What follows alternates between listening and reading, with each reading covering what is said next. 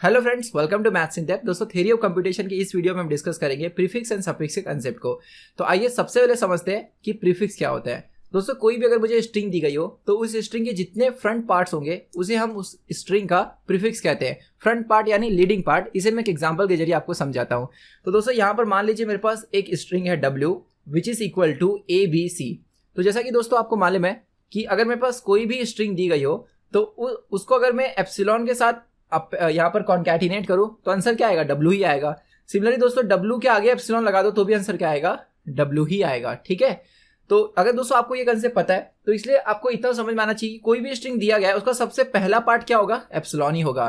तो इसलिए दोस्तों जो फ्रंट पार्ट है उसमें सबसे पहले क्या आता है? एप्सिलॉन आता है। ठीक है, तो ये अगर आपने नोट कर लिया है तो अब यहाँ पर फोकस कीजिएगा कि दोस्तों अगर मेरे पास कोई भी स्ट्रिंग दिया हुआ है उसके अगर मैं फ्रंट पार्ट्स की बात करूं तो देखो यहाँ पर हमारे पास ए है, तो ए एक फ्रंट पार्ट है।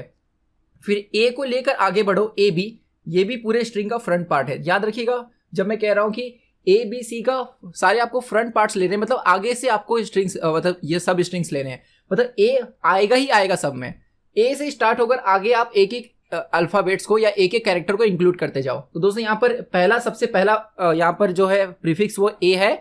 फिर ए और बी ये मिलाकर एक फ्रंट पार्ट बन रहे तो ए बी। याद रखिएगा किसी भी फ्रंट पार्ट पे पहला सिंबल आना ही चाहिए। ऐसा आप नहीं कर सकते कि ए के बाद सीधा आप सी ले लोगे, ये भी नहीं चलेगा। मतलब आपको सीक्वेंस में लेना है, कंटिन्यूअस सीक्वेंस चाहिए। ओके, या आप डायरेक्टली बी सी ले लोगे, ये भी नहीं चलेगा। फ्रंट पार्ट मतलब पहले सिंबल से स्टार्ट करना है और कंटिन्यूअस में लेना है।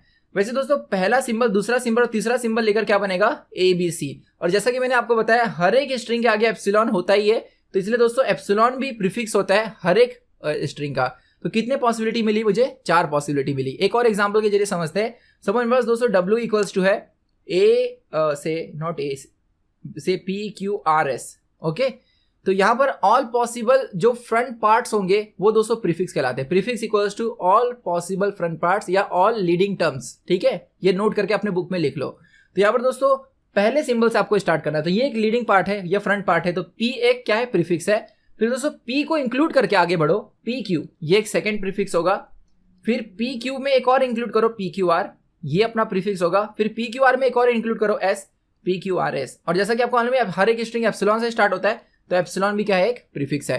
तो दोस्तों यहाँ पर ये टोटल कितने पॉसिबल हमें सब स्ट्रिंग या फ्रंट पार्ट्स मिले? टोटल मिले 5, राइट। देखो स्ट्रिंग का लेंथ 4 था तो टोटल मुझे 5 यहाँ पर प्रीफिक्स मिले।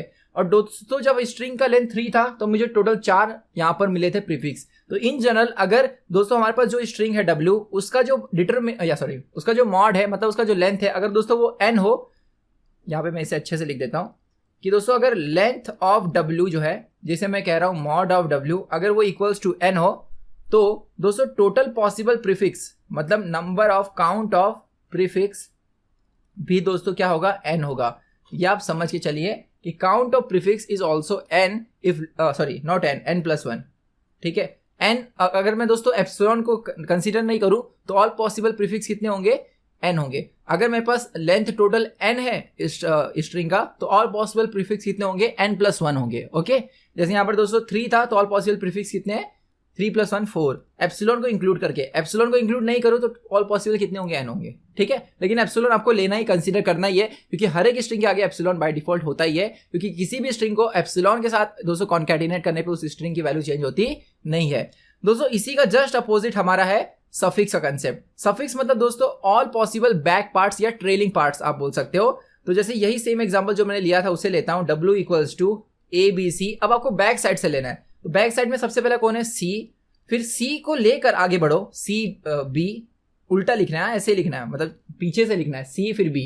ओके, फिर उसके बाद दोस्तों C B और A, समझ गए? जो आप फ्रंट से कर रहे थे बैक से करो। फिर दोस्तों हर एक दो जो स्ट्रिंग होता है उसके एंड में आप एप्सिलॉन लिख सकते हो, क्योंकि एप्सिलॉन कॉन्कैटिनेट करने से कोई फर्क नहीं पड़ता, इसलिए एप्सिलॉन भी बैक पार्ट होता है। जैसे एप्सिलॉन फ्रंट में हो सकता है वैसे बैक में हो सकता है, तो एप्सिलॉन हमेशा दोस्तों सफिक्स में आएगा ही आएगा। ठीक है, तो यहाँ पर दोस्तों आपको ये पता चल गया। तो एक और एग्जांपल में देता हूँ, W इक्वल्स टू से PQRS, तो एंड में कौन है? S, तो ये हो गया एक सफिक्स। फिर S को लेकर आगे बढ़ो, SR, फिर SR के आगे एक और रखो, SRQ। ठीक है, देखो लिखोगे तो उसी सीक्वेंस में जिसमें आपको स्ट्रिंग में जिस सीक्वेंस में, मतलब QRS है तो आपके आंसर में भी QRS होना चाहिए, ऐसा नहीं कि उल्टा लिख दो SRQ, नहीं। फिर दोस्तों SRQ के बाद P, ठीक है, तो आपको टोटल कितने यहाँ पर मिले 4, और एप्सिलॉन भी इंक्लूड होगा क्योंकि एप्सिलॉन बैक में होता है। यहाँ पर भी देखोगे 4 दोस्तों टोटल लेंथ 4 था, तो यहाँ पर सफिक्स कितने मिले 5। तो मैं बोल सकता हूँ कि ऑल पॉसिबल जो सफिक्स है, सफिक्स का जो दोस्तों काउंट है वो क्या होगा, अगर लेंथ ऑफ स्ट्रिंग n है तो आंसर आएगा n+1।